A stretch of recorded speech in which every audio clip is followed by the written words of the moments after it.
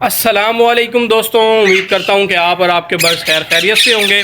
जैसे कि last video में आप लोगों को मैंने बताया था कि हम नेक्स्ट वीडियो में जो है ना पैरट्स के ब्रीडिंग के हवाले से, उनकी जो है ना डेड इन शेल जो हो जाते हैं उस हवाले से, और अनफर्टाइल जो एग्स हो जाते हैं उस हवाले से हम बात करेंगे। तो आज की इस वीडियो में आप लोगों को ये तीनों टॉपिक जो है ना डिटेल से मैं क्लियर करूँगा, क्योंकि 2-3 दिन हो गया मैं इसी टॉपिक के बारे में सोच के, जितना मेरे जहन में और जितना मेरे नॉलेज और जितना मेरे एक्सपीरियंस से जो है ना मुझे चीज़ें जो है ना मैंने सारी जो है ना वो अपने जहन में लिख के रखी हैं, ताकि आप लोगों को एक एक पॉइंट जो है ना क्लियर कर सकूं और आप लोग भी जो है ना सीज़न के अंदर अच्छी ब्रीड ले सकें और इन जो है ना मसले मसाइल से जो है ना दो चार ना हो, और इजीली जो है ना आप लोगों को ये सारी चीज़ें पता हों और आराम से जो है ना आप लोगों के पास ब्रीड आए और अच्छी ब्रीड आए। कि ये वाली वीडियो ना तमाम पैरट्स के जो टाइप्स है ना सबके लिए, लव बर्ड, ऑस्ट्रेलियन, बड़ी वैरायटी, रा में, रिंग नेक में, सब पैरट्स के लिए ये वीडियो जो है ना आप लोग, मैंने वैसे किसी वीडियो में नहीं कहता कि वीडियो को फुल देखिएगा। इस वीडियो में आप लोगों को मैं स्पेशल कह रहा हूँ, पहले इस वीडियो को कंप्लीट देखिएगा और फिर कोई चीज़ पूछनी हो कमेंट्स में या पर्सनल में आप मुझसे पूछ सकते हो, मुझे कोई इशू नहीं है। लेकिन वीडियो को कंप्लीट देखिएगा ताकि आप लोगों को हर इन्फॉर्मेशन जो है ना सही तरह जो है ना पता लग जाए। तो इस सबसे पहले जो है ना हम बात करेंगे कि पैरट्स का जो है ना ब्रीडिंग फार्मूला क्या होता है। मैं हमेशा कहता होता हूँ कि पैरट्स की जो है ना ब्रीड के सीज़न के अंदर जो है ना उसकी तैयारी नहीं होती, हमेशा जो है ना ब्रीडिंग सीज़न की तैयारी ब्रीडिंग सीज़न से पहले होती है। उसकी वजह क्या है? एक मिसाल है, आप लोग ब्रीडिंग के अंदर, ब्रीडिंग सीज़न के अंदर इंटर हुए हैं आपके बर्ड्स, आप लोगों ने इनको विटामिन, कैल्शियम,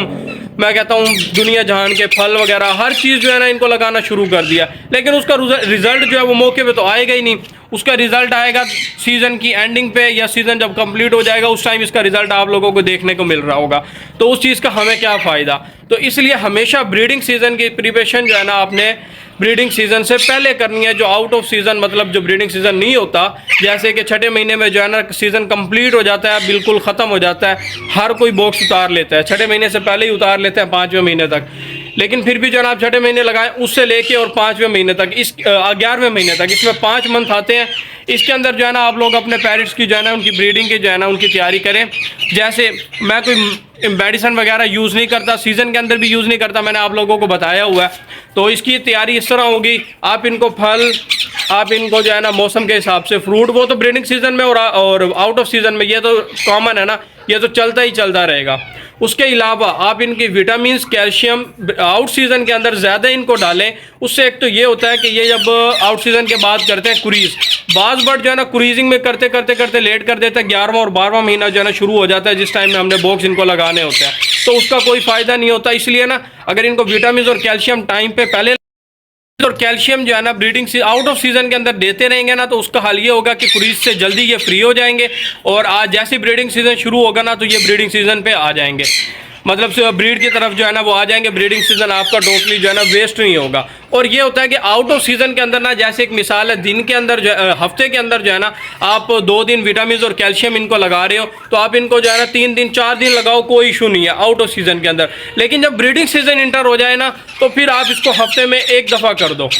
या 10 दिन में 2 दफ़ा कर दो, इस तरह कर दो इनको, मतलब कम कर दो, बिल्कुल कम कर दो। उसकी रीज़न ये होती है कि ये लगातार वैसे ही लगता रहेगा तो बर्ड हीट पे आएंगे, जिसकी वजह से अनफर्टाइल एग्स आएंगे। उस अनफर्टाइल वाले टॉपिक पे हम बाद में आएंगे, लेकिन ये उसकी वजह से मैं आपको बता रहा हूँ। और दूसरा जो है ना, आप जब इनको बॉक्स लगाते हो ना, तो उससे 1 मंथ पहले या कुछ टाइम पहले, 10-15 दिन पहले इनको विटामिन, कैल्शियम जो है ना कम कर दें, बिल्कुल इनको रोक दें, बल्कि बिल्कुल ख़त्म कर दें, और 11वें-12वें महीने तक वेट करें। उसके बाद पहले महीने में इनको दोबारा विटामिन और कैल्शियम लगाना शुरू करें, वो भी बिल्कुल कम, जैसे आपको मैंने बताया 10 दिन में 1 दफ़ा 2 दफ़ा, बस इस तरह। इससे ये होगा कि हीट पे नहीं आएगा, जो नेचुरली ब्रीड जो इनका मौसम होगा उस टाइम में ब्रीड करेगा, और जब वो अपने मौसम में ब्रीड करता है तो हमेशा बड़ी ज़बरदस्त ब्रीड करता है, अच्छी एवरेज के साथ ब्रीड करता है। मल्टीविटामिन के अंदर ना मैं जो यूज़ करता हूँ वो है वीटासोल सुपर, ठीक है। वीटासोल सुपर आप उसको यूज़ करो, बहुत बेहतरीन उसका रिजल्ट है। और कैल्शियम के अंदर ना बर्ड्स वालों के पास से भी कैल्शियम वाली आप ले सकते हो, और दूसरा जो है ना ह्यूमन वाली साइड से भी जो है ना आप लोगों को मेडिसिन मिल जाती है, वो कैल्शियम पी का सिरप होता है, वो भी बड़ा ज़बरदस्त है, उसका भी बड़ा ज़बरदस्त रिजल्ट आता है, वो आप कैल्शियम के लिए यूज़ कर सकते हो।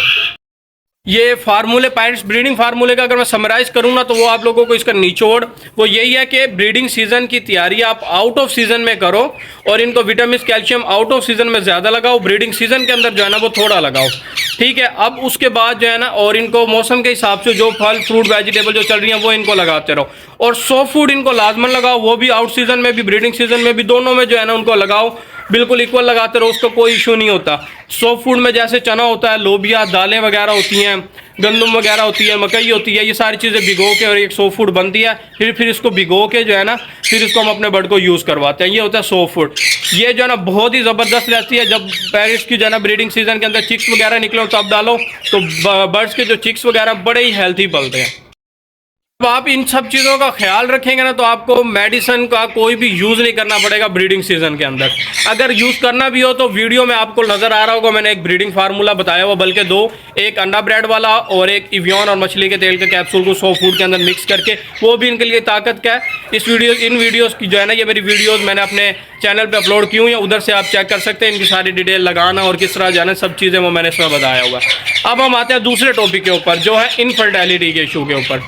इनफर्टिलिटी जो है ना, उसमें सबसे पहली जो रीज़न है ना वो ये है कि आपके जो मेल फीमेल है ना वो मैच्योर नहीं होते। मैच्योर का मतलब कि उनकी एज अभी पूरी नहीं हुई होती, आपने जल्दबाजी के अंदर ना उनको बॉक्स लगा देते हो कि भाई हमारे पास ब्रीड आएगी, लेकिन जब वो एग्स उनके आ भी जाते हैं ना, अलबत्ता तो जल्दी से आते नहीं है, और जब आ जाते हैं तो वो जो है ना अनफर्टाइल होते हैं। और अगर उनकी एज पूरी भी हो तब भी पहली दफ़ा जब बर्ड ब्रीड कर रहा होता है ना, तो वो अनफर्टाइल का इशू आता है। वो नेचुरली उसका कोई इशू नहीं होता, मेल फीमेल को किसी चीज़ का भी कोई इतना आइडिया नहीं होता, इस वजह से जो है ना वो उनसे सही प्रॉपर नहीं हो पा रहा होता, ठीक है। पहला जो है ना ये हो गया, एज इनकी पूरी होनी चाहिए, फिर आप इनको ब्रीड की तरफ लेके आओ। और फिर उसके बाद दूसरा जो है ना इसमें मेन जो है ना पॉइंट ये है कि बर्ड को जो है ना आप लोग विटामिन और कैल्शियम की जो है ना कमी होती है, मतलब आप उनको यूज़ ही नहीं करवाते, ना कोई फल फ्रूट सब्जियां कुछ भी नहीं देते, सिर्फ खाली खुश खुराक तो उनको आपने रखा हुआ होता है। तो उसकी वजह से भी जो है ना बर्ड में जो है ना अनफर्टिलिटी का जो है ना वो इशू आता है, क्योंकि बर्ड जो है ना अंदर से स्ट्रॉन्ग नहीं होता, जिसकी वजह से मेल के जो है ना स्पर्म इतने वो नहीं होते ताकतवर, जिससे जो है ना वो एग को फर्टाइल कर सके, तो उसकी वजह से भी इशू आता है। दूसरा आता है केज की, तीसरा पॉइंट जो है ना वो है केज की स्टिक, जैसे आप ये देख रहे हो, बल्कि मैं आपको दिखाता हूँ। तीसरा पॉइंट है ये केज की स्टिक, जैसे आप देख रहे हो ना, मैंने इधर हुक लगाया हुआ, हुक लगा के इसको डंडे के अंदर इसके अंदर फंसाया हुआ है, ताकि जो है ना ये बिल्कुल मजबूत रहे, हिले ना, और बर्ड जो है ना इसको निकालना पाए। निकाल ले भी सही तो ये हिलेगी नहीं, जब वो बर्ड मैटिंग या क्रॉसिंग जो है ना इसके ऊपर कर रहा होगा ना, तो उससे जो है ना ये अगर हिलेगी ना तो वो सही तरह जो है ना क्रॉस हो नहीं पाएगा, सही तरह जो है ना वो बर्ड क्रॉस नहीं कर पाएगा, और उसकी वजह से भी जो है ना वो मेल जो है ना स्लीप होगा, या फीमेल, बल्कि फीमेल जो है ना स्लीप होगी, उसकी वजह से मेल भी जो है ना वो डिस्टर्ब होगा, और वो जो है ना एग फर्टाइल नहीं कर पाएगा, स्पर्म जो है ना वो उसकी जो है बर्ड फीमेल में जो है ना वो एंटर भी नहीं हो पाएंगे। इस वजह से जो है ना वो स्टिक का भी बहुत मेन जो है ना वो रीज़न होता है अब आपके बर्ड जो है ना अनफर्टाइल के उस चक्कर में। तो इसलिए जो है ना आपकी जो स्टिक जो है ना एक तो ज़्यादा मोटी ना लगी हुई हो, जिस पे जो है ना बर्ड का पंजा पूरा ही ना आता हो, और ना इतनी पतली लगी हो कि वो जो है ना स्टिक के ऊपर घूम रही हो, जो बर्ड जो है ना वो स्टिक के ऊपर बैठे तो स्टिक ही घूम जाए, मतलब एक दरमियानी किस्म में बर्ड के हिसाब से जो है ना आप लोगों ने लगानी है। और उसके बाद जो है ना फिर इसको टाइट होना चाहिए, ताकि जो है ना बर्ड मैटिंग या वो मैटिंग की तरफ आता है ना, तो इसमें जो है ना बर्ड को इशू कोई ना हो। और इसके बाद चौथा पॉइंट है कि मेल के जो है ना नाखून बिल्कुल ही ना होना, या नाखून जो है ना ज़्यादा बड़े हुए होना, जिससे जो है ना वो बर्ड जब मेल जो है ना फीमेल के ऊपर जब वो क्रॉसिंग मैटिंग के लिए जब बैठता है, तो मेल को जो फीमेल को जो है ना वो नाखून चुभे और उसकी वजह से फीमेल डिस्टर्ब हो, तब भी जो है ना सही तरह क्रॉसिंग नहीं होगी, मैटिंग नहीं होगी, तो तब भी जो है ना वो अनफर्टाइल होगा। और बिल्कुल ही नाखून नहीं होंगे तो मेल जो है ना वो उसके ऊपर अपने पंजे जो है ना फीमेल के ऊपर सही तरह मजबूत नहीं कर पाएगा, जिसकी वजह से वो स्लिप हो रहा होगा उसके ऊपर, तो वो भी इशू होगा। लेकिन हमने ऐसे बर्ड नाखून बड़े होने और ज़्यादा होने की वजह से तो फीमेल को इशू होता है, कम ना होना तो ज़्यादातर जो है ना वो चल जाता है। मैंने ये देखा है, मेरे पास काफ़ी सारे बर्ड्स हैं, जैसे मेरा सनकिनोर का पेयर आप लोगों को मैंने दिखाया कि इसने 2 दफ़ा ब्रीड किया, लेकिन मेल के जो है ना ज़्यादातर 2-3 नाखून है भी नहीं, लेकिन वो मेल काबू कर लेता है। लेकिन अगर ज़्यादा बड़े और नोकदार हो ना तो वो फीमेल को डिस्टर्ब करते हैं, उसको चुभते हैं, जिसकी वजह से फीमेल को तकलीफ होती है और वो जो है ना फिर आगे पीछे होती है, जिसकी वजह से क्रॉसिंग सही नहीं होती। और ये सब आप अगर कर रहे हो, फॉलो कर रहे हो, बिल्कुल फॉलो कर रहे हो, इसमें कि जो मैंने आपको पहले 5 पॉइंट बताए हैं, इनमें कोई इशू भी नहीं है, किसी किस्म का कोई इशू नहीं है, आप सब फॉलो कर रहे हो, लेकिन फिर भी जो है ना अनफर्टाइल हो रहा है, तो उसके अंदर सबसे बड़ी जो है ना गलती होती है मेल की। मेल के अंदर स्पर्म होते ही नहीं है, तो जिसकी वजह से वो एग को वो है ना फर्टाइल कर पाए। अब हर कुछ क्रॉसिंग भी ठीक हो रही है, सब कुछ ठीक है, लेकिन जो है ना फिर भी एग अनफर्टाइल है, और मेल क्रॉस भी जो है ना वो कर रहा है, फिर भी अनफर्टाइल है। तो वो जो है ना मेल आपका जो है ना उसको चेंज करो आप, उसके अलावा और कोई हल नहीं है जो हम मेल को जो है ना ठीक कर पाएँ। और बाज़ दफ़ा ऐसे भी होता है कि आप पेयर जो है ना आपने लगाया हुआ काफ़ी टाइम से वो चल रहा है, लेकिन एक ही दम जो है ना वो अनफर्टाइल की तरफ आ जाता है। तो उसमें जो है ना मैंने भी ये देखा है कि आप पेयर को ना तोड़ दो, उसकी फीमेल किसी और पेयर को दे दो, उसका मेल किसी और पेयर को दे दो, मतलब दोनों दो जोड़े लेके आपस में जोड़े तोड़ दो, तब भी जो है ना वो पेयर सेट हो जाता है। वो इस तरह होता है कि पहले जो है ना ठीक हो और उसके बाद ये मसला आ रहा हो, तब आप इस तरह कर सकते हो। ये तो हो गया मेल की तरफ से इशू। अब फीमेल की तरफ से एक इशू आता है, वो ये होता है कि फीमेल जो है ना हर टाइम बॉक्स में बैठी रहती है, मेल को टाइम नहीं देती। मेल जिसकी वजह से जो है ना डंडे के ऊपर क्रॉस करने लग जाता है, जिसकी वजह से मेल भी फारिग हो जाता है बिल्कुल, और फीमेल भी जो है ना वो बॉक्स के अंदर बैठी रहेगी और उधर ही जो है ना वो खाली अंडे दे देती है। तो इसलिए ना पेयर को आप लोगों को गौर करना होता है, ब्रीडिंग सीजन में इनको इजाफी टाइम देना होता है। आप इनकी जो है ना एक्टिविटी देख सको, बर्ड क्या कर रहा है क्या नहीं कर रहा। अपने फार्म में जो है ना कुछ देर आप बैठें बर्ड के सामने जहाँ आपने रखा हुआ, कुछ देर बैठें, उनकी जो एक्टिविटी जो है ना उसको नोट करें। फिर इस तरह जो है ना फीमेल जब बॉक्स के अंदर बैठी रहेगी, मेल को टाइम नहीं देगी, तो जाहिर बात है फिर फीमेल में इशू होता है। तो इसलिए जो है ना बाज़ दफ़ा फीमेल की वजह से भी इशू आ रहा होता है, लेकिन ज़्यादा मेल ही की तरफ से होता है। और अगर फीमेल आपकी अग्रेसिव कर रही हो तो फिर फीमेल आप जो है ना उसको चेंज करो। और इसके बाद हम चलते हैं तीसरे टॉपिक के ऊपर, जो है डेड इन शेल का। डेड इन शेल के अंदर जो है ना सबसे बड़ी जो मिस्टेक हो रही होती है, हम हमारे फार्म के अंदर जो है ना ह्यूमिडिटी जो है ना वो हम कंट्रोल नहीं कर पा रहे होते। बाज़ दफ़ा वो बहुत ज़्यादा होती है, बाज़ दफ़ा वो बहुत कम होती है। इसका जो नॉर्मल होता है ना लेवल, वो 50 से लेकर 70 के दरमियान जो है ना इसका एक नॉर्मल जो है ना वो होता है। इसके अंदर हो तो आप जो है ना इजी होता है, कोई इशू नहीं आएगा आपको। आप ह्यूमिडिटी के लिए जो है ना कंट्रोलर भी लेके अपने शेड में जो है ना वो लगा सकते हैं। उसको देख के आप जो है ना ह्यूमिडिटी जो है ना आप अपने फार्म के अंदर जो है ना उसको मेजर कर सकते हैं, मतलब उसको एक कंट्रोल लेवल पे कर सकते हैं। और उसके बाद जो है ना, और ह्यूमिडिटी असल होता है, मतलब लोगों को जैसे शायद ना पता हो, पानी कह लो इसको, पानी की जो है ना मतलब आबो हवा के अंदर भी आपको पता पानी होता है। पानी की जो है ना मतलब शायद में नमी कह लो, बल्कि पानी भी नहीं नमी कह लो, नमी की जो है ना लेवल कम या ज़्यादा को जो है ना उसको नमी को जो है ना ह्यूमिडिटी कहते हैं। तो वो होता है ह्यूमिडिटी, उसको आपने कंट्रोल करना होता है। उसमें जो है ना सबसे बड़ा रोल ये होता है कि जब वो एग आपके जो है ना आए हुए होते हैं, बर्ड्स ने दिए हुए होते हैं, तो उसमें जो है ना उनका शेल को जो है ना वो एक सही रखता है, शेल को, एग के शेल को, जिसकी वजह से जो है ना वो इसको इशू नहीं होता बच्चे को जो है ना बाहर निकलने में। जाहिर बात है डेड इन शेल कब होता है, जब बच्चा निकल नहीं पा रहा होता एग के अंदर से, वो अंदर ही अंदर जो है ना डेड हो जाता है। तो वो ह्यूमिडिटी की वजह से सबसे मेन रीज़न ये होती है। और दूसरा जो इसके अंदर ट्रॉफिक है ना, इसके अंदर पॉइंट है ना, वो ये है कि आप उसको ज़्यादा पेयर को जो है ना बहुत ज़्यादा डिस्टर्ब करते हो, बार बार देखना।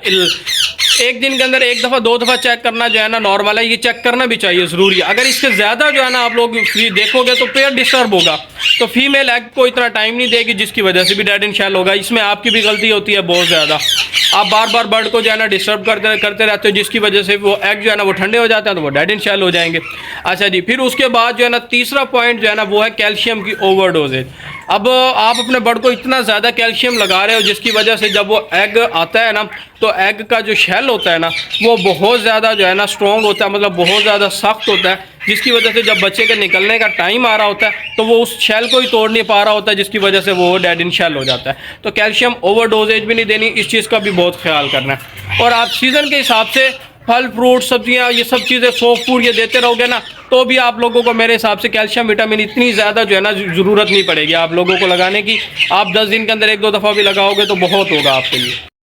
और इसके बाद इसके अंदर आता है चौथा पॉइंट, वो ये कि आप जो है ना आपका जो मेल है ना, वो बर्ड जो है ना आपके इतने स्ट्रॉन्ग नहीं होते। जब मेल क्रॉस करता है तो स्पर्म इतने स्ट्रॉन्ग नहीं होते, बच्चा जो है ना शेल के अंदर इतना स्ट्रॉन्ग नहीं होता जो शेल को तोड़ के बाहर निकल सके। इस वजह से भी जो है ना डेड इन शेल हो जाता है। उसमें भी मैं आपको यही कहूँगा मौसम के हिसाब से फल फ्रूट वेजिटेबल ये सब लगाओ। और जो है ना आप अगर आपको जो है ना एक सबसे मेन जो है ना पॉइंट,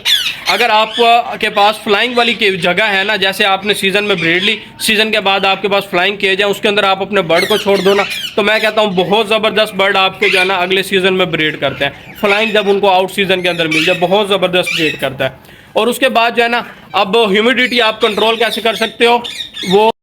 ना आप लोग इसको कंट्रोल कैसे कर सकते हो, मतलब वजह क्यों होती है, ये कम ज़्यादा होती क्यों है, उसकी वजह ये होता है जैसे अब आप देख रहे हो दिन के टाइम में जो है ना तेज़ धूप निकली हुई होती है और रात के टाइम में जो है ना ठंड हो जाती है, जिसकी वजह से हम क्या करते हैं कि दिन के अंदर चिके वगैरह जो है ना अपने फार्म की वो उठा देते हैं, धूप अंदर आती है और नमी जो है ना वो हो जाती है ख़त्म। रात के टाइम में हम उल्टा चिके गिरा देते हैं, जिसकी वजह से अंदर नमी होती ही नहीं और वो जो है ना डेड एंड शेल होना शुरू हो जाता है, ह्यूमिडिटी का जो लेवल वो कम हो जाता है, जिसकी वजह से वो डेड एंड शेल हो जाता है। तो रात के टाइम जो है ना आप चिके उठा के रखें, उसकी वजह से वो बराबर हो जाएगा, ह्यूमिडिटी जो है ना वो कंट्रोल रहेगी। उसके अलावा भी आप एक और तरीके से कंट्रोल कर सकते हैं ह्यूमिडिटी को, तो जब कम हो रही हो फार्म के अंदर, जैसे अगर धूप निकलना शुरू हो जाएगी और रात के टाइम भी टेम्परेचर कंट्रोल हो जाएगा, वो ये कि आप शावर लेके जो है ना बर्ड के बॉक्सेस के ऊपर, फार्म के ऊपर जो है ना थोड़ा थोड़ा जो है ना वो स्प्रे कर दें, उसकी वजह से भी जो है ना बड़ा ही आपका जो है ना लेवल हो जाएगा, ह्यूमिडिटी जो है ना वो आपके फार्म के अंदर बिल्कुल जो है ना कंट्रोल हो जाएगी, बिल्कुल सही लेवल पे चली जाएगी, वो भी बेहतरीन रहेगा। बॉक्स के ऊपर थोड़ा सा पानी जो है ना वो आप शावर कर दें। अच्छा जी, उसके बाद जो है जब हाई क्यों होता है वो भी आप लोगों को अब समझ आ गई होगी, जब नमी लेवल जो है ना बहुत ज़्यादा हो जाए उसकी वजह से होता है। बाज़ दफ़ा हम दिन के टाइम में भी जो है ना चिकन ना उठाएं कि भाई तेज़ धूप है, बर्ड को वो लगे ना और अंदर नमी ज़्यादा हो जाए, तो उसकी वजह से भी मसला होता है। ये थे मेन पॉइंट इन तीनों जो है ना मसाइल के ऊपर, जो आप लोगों के साथ मैंने क्लियर कर दिया। जितना अब तक मुझे पता था ये सब निचोड़ मैंने आप लोगों को दे दिया। तो आप इस वीडियो को बिल्कुल जो है ना एक एक चीज़ दोबारा देख लें, दोबारा समझ लें, ताकि आप चीज़ों को जो है ना इजीली एनालाइज कर सकें और फिर जो है ना अपने बर्ड्स के ऊपर अप्लाई करें। बाकी इंशाल्लाह हम नेक्स्ट वीडियो में मिलते हैं, तब तक अपना और अपने बर्ड्स का ख्याल रखिएगा। ओके, अल्लाह हाफिज़।